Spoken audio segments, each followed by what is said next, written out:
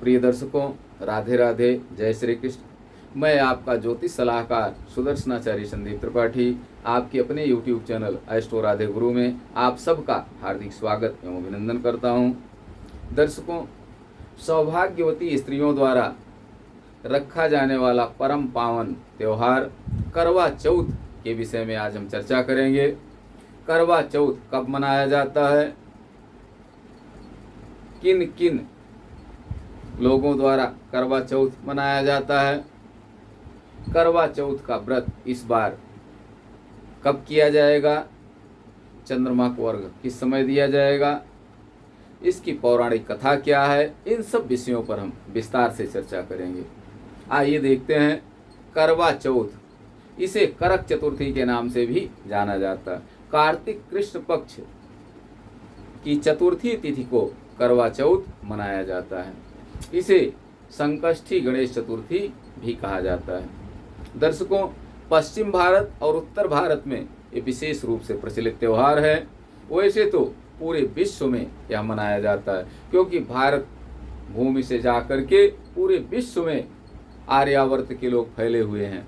तो जहाँ भी गए हैं वहाँ इस त्यौहार को वो और भी फेमस कर रहे हैं। इस त्यौहार को निष्ठा के साथ मनाते हैं और दूसरे भी देख करके इससे प्रभावित होते हैं। तो ये कहना बिल्कुल गलत नहीं होगा कि ये विश्व प्रसिद्ध त्यौहार है। इस बार करवा चौथ कब मनाया जाएगा? 20 अक्टूबर 2024 रविवार को यह त्यौहार मनाया जाएगा। 20 अक्टूबर रविवार को 10:46 तक तृतीया तिथि है। प्रातः 10:46 तक तृतीया तिथि है। उसके उपरांत चतुर्थी तिथि लगेगी। रात्रि को 7:39 तक व्यतिपात योग है। उसके बाद वरियान योग प्रारंभ होगा और जैसे ही 7:40 पर वरियान योग लगेगा वैसे ही चंद्रोदय होगा और उसी समय चंद्रमा को अर्घ दिया जाएगा। चंद्रमा को अर्घ देने के समय अर्थात 7:40 या उसके उपरांत बेहद श्रेष्ठ योग बन रहा है। इस बार वरियान योग, रोहिणी नक्षत्र और कुंडली में उस समय ग्रह गोचर गजकेसरी योग बन रहे हैं। लग्न में गजकेसरी योग बन रहा है। चंद्रमा अपनी उच्च राशि में होकर के बृहस्पति के साथ लग्न में स्थित हैं और शुक्र की पूर्ण दृष्टि पड़ रही है चंद्रमा पर। 7:40 पर 20 अक्टूबर 2024 रविवार को शाम को 7:40 पर रात्रि 7:40 पर वृष लग्न भोग करेगी और लग्न में गुरु और चंद्रमा होंगे। शुक्र की गुरु और चंद्रमा पर पूर्ण दृष्टि पड़ रही है। चंद्रमा अपनी उच्च राशि में है, गुरु 7 में, गजकेसरी योग बन रहा है और शुक्र की इन पर पूर्ण दृष्टि पड़ रही है। परम शुभ योग है। ऐसे योग में जो अविवाहित युवतियां हैं अगर इस व्रत को करती हैं तो निश्चित रूप से उनकी मनोकामना पूर्ण होगी। इसलिए हमारी सलाह है कि जिन देवियों का विवाह अभी तक नहीं हुआ है, विवाह के लिए प्रयासरत हैं, वो इस व्रत को निष्ठा के साथ जरूर करें। दर्शकों, पति और पत्नी के बीच के प्रेम को दर्शाने वाला यह बेहद निष्ठापूर्ण और श्रद्धा भाव से उपवास रखने का त्यौहार है। सौभाग्यवती स्त्रियां अपने पति की दीर्घायु की कामना से इस व्रत को निष्ठा और श्रद्धा के साथ करती हैं।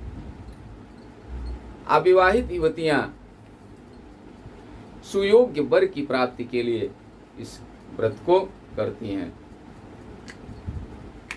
इस बार वरियान योग, रोहिणी नक्षत्र और सूर्य और बुध से बुधादित्य योग भी बन रहा है, इसलिए बेहद महत्वपूर्ण है। इस व्रत को इस बार करने से अवश्य ही मनोकामना पूर्ण होगी। अब इस व्रत को करने के लिए सामग्री क्या होनी चाहिए? तो सामग्री में पूजा की थाल, करवा, सिंदूर, पानी का लोटा, छलनी, दीपक, मिट्टी के दियाली और कांसे की सलाई, मिष्ठान आदि रख करके पूजन करें। 7:40 PM पर या उसके उपरांत चंद्रमा को अर्घ दें।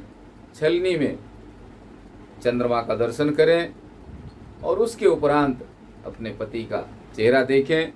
ऐसा माना जाता है कि चंद्रमा को अर्घ दे करके पति का चेहरा देखने पर पति पत्नी के बीच प्रेम पुष्ट होता है, प्रगाढ़ होता है और निगेटिविटी खत्म होती है। चंद्रमा को गणेश और भगवान शिव का स्वरूप माना जाता है। इस व्रत में भगवान भोलेनाथ, माँ गौरी और गणेश जी की पूजा की जाती है। दर्शकों, करवा मिट्टी का बर्तन होता है और चौथ चतुर्थी तिथि, इसलिए इसे करवा चौथ कहा जाता है। करवा में गेहूं भर करके रखा जाता है। वैसे तो शहद, चीनी, गाय का दूध आदि भी इसमें रख सकते हैं, लेकिन ज़्यादातर प्रचलन में गेहूं का, साबुत गेहूं रखा जाता है। ये भी मान्यता है कि कार्तिक मास में गेहूं की बुआई होती है, इसलिए इसमें गेहूं भरकर रखा जाता है ताकि फसल अच्छी हो और गेहूं की अधिक से अधिक पैदावार हो। दर्शकों, करवा चौथ का त्यौहार संपूर्ण विश्व में मनाया जाता है और इसको मनाने से घर में शांति का वातावरण स्थापित होता है। देवियां इस व्रत को निष्ठा और श्रद्धा के साथ करती हैं। पौराणिक मान्यता है कि सती सावित्री अपने पति सत्यवान की आयु की वृद्धि के लिए यमराज से प्रार्थना करी। सत्यवान की आयु जब पूर्ण हो गई, यमराज लेने के लिए आए। सावित्री हाथ जोड़कर सामने खड़ी हो गई कि महाराज, हमारे पति की आयु का दान कीजिए हमें। यमराज नहीं माने, लेकर जाने लगे सत्यवान को। सावित्री अन्न जल का त्याग करके अपने पति सत्यवान के मृत शरीर के पास बैठकर विलाप करने लगी। उनकी दृढ़ प्रतिज्ञा और निष्ठा और हठ देख करके यमराज का हृदय पसीज गया और उन्होंने पतिव्रता सत्यवती से, पतिव्रता सावित्री से वरदान मांगने के लिए कहा। सावित्री ने वरदान मांगा कि हमारे कई बच्चे हों, मुझे आशीर्वाद दीजिए कि हमारे कई बच्चे हों, कई बच्चों की माँ बनूं मैं।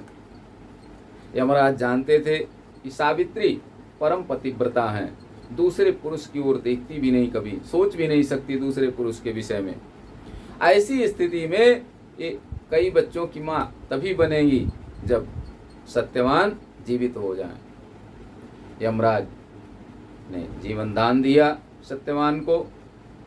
सावित्री अपने पति को जीवित पा करके धन्य हुई। तब से यह व्रत सौभाग्यवती स्त्रियां अपने पति की दीर्घायु की कामना के लिए बहुत ही निष्ठा और श्रद्धा के साथ करती हैं, ताकि उनके पति की भी आयु दीर्घायु हो और उनका जीवन सुख और समृद्धि में बीते। दर्शकों, आशा है कि इससे आप सब लाभान्वित होंगे और आपके मन में जो तरह तरह के संशय हैं कि इस व्रत को इस बार हम कर सकते हैं कि नहीं कर सकते हैं, तो बिल्कुल निश्चिंत रहें, व्रत अवश्य करें। किसी प्रकार की कोई अड़चन नहीं है। हाँ, सुबह में भद्रा जरूर है, 10:46 AM तक भद्रा है, उसके बाद कोई भद्रा नहीं। व्यतिपात योग रात्रि में 7:39 तक है। जैसे ही चंद्रोदय होगा वैसे ही उसके पहले ही व्यतिपात योग समाप्त हो गया, वरीयान योग आ जाएगा। बरीयान योग में चंद्रमा का उदय होगा, उस समय चंद्रमा को अर्घ दें या उसके बाद अर्घ दें, पूजन करें और पूजन के उपरांत अपने पति का चेहरा देखें। उसके बाद जल आदि ग्रहण करें, व्रत को संपन्न करें। आप सब स्वस्थ रहें, मस्त रहें, हंसते मुस्कुराते रहें। राधे राधे, जय श्री कृष्ण।